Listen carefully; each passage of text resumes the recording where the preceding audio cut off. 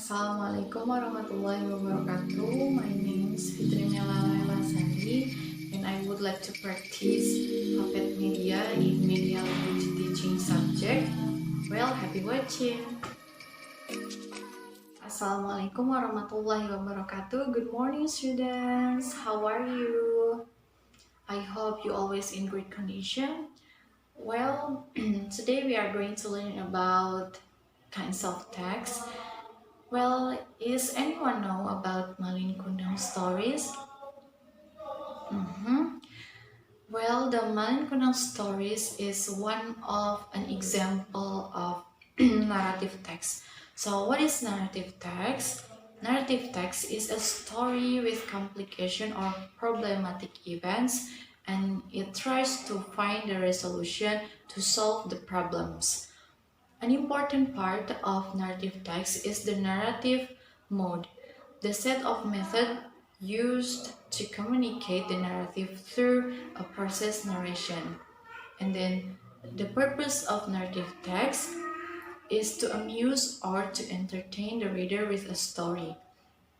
And then the general structures of narrative text is first resolution, where and when the story happened and introduce the participants of the story, like who and what is involved in the story.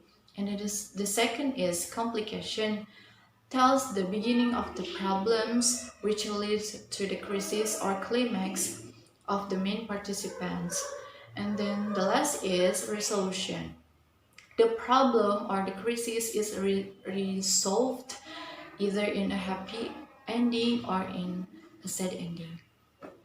Well, now I'm going to tell you the Malin Kundang stories, and I want you to write down in your paper about the moral value of the story.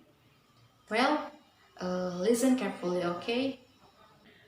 A long time ago, in a small village near the beach in West Sumatra, a woman and her son lived. They were Malin Kundang and her mother. His mother was a single parent because Malin Kundang's father has passed away when he was a baby. Malin Kundang had to live hard with his mother. Malin Kundang was a healthy, diligent, and strong boy. He usually went to sea to catch fish. After getting fish, he would bring it to his mother and sold the caught fish in the town. One day, when Malin Kundang was sailing, he saw a merchant ship, which was being raided by a small band of pirates. He helped the merchant with his birth and power. Malin Kundang defeated the pirates. The merchant was so happy and thanked to him.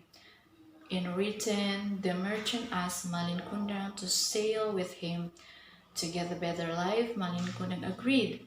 He left his mother alone. Many years later, Malin Kundang became wealthy. He had a huge ship and was helped by many ship crews loading trading goods perfectly. He had a beautiful woman too. When he was sailing his trading journey, his ship landed on the beach near a small village. The villagers recognized him. The news ran fast in the town. Malin Kundang has become rich and now he is here. An old woman ran to the beach to meet the new rich merchant. She was Malin Kundang's mother. He wanted to hug him, release her sadness of being lonely after so long time. Unfortunately, when the mother came, Malin Kundang was in front of his well-dressed wife, and his ship crews denied meeting that old lonely woman. For 3 times her mother begged Malin Kundang, and for the third time he yelled at her.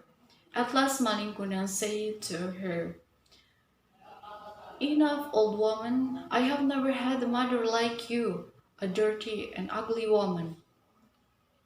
After that, he ordered his crew to set sail.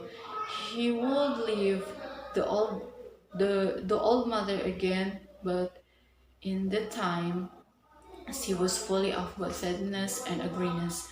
Finally, enraged, the cursed Malin Kundang that he would turn into a stone if he didn't apologize.